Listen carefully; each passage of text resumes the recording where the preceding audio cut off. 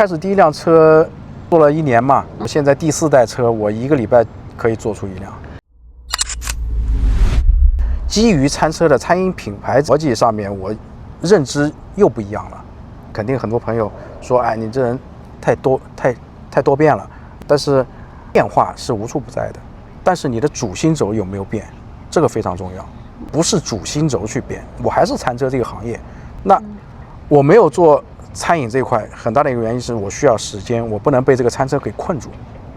基于餐车品牌的餐饮想要做连锁，其实并不是那么容易的，所以我选择从做工具开始，我先把这个工具打磨好，再去考虑怎么利用这个工具开拓另一片天。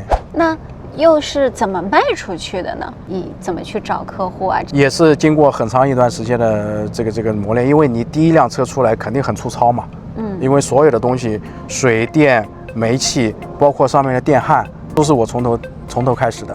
我没有请专业的师傅来做，因为我要从一个成本的角度去考虑这个问题，还从生产的一个角度去考虑这些问题。就是我必须要知道生产餐车的每个环节，必须要亲身的去做过它。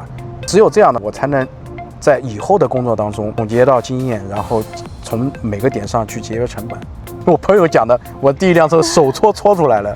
我搓这辆车最后卖出去了吗？租出去了，因为真的很粗糙，它卖不出价的。就是造完第一辆车以后，第2辆、第3辆造车的这个时间就会越来越短，对吗？因为你在这个过程当中不断的要总结经验，怎么去优化它。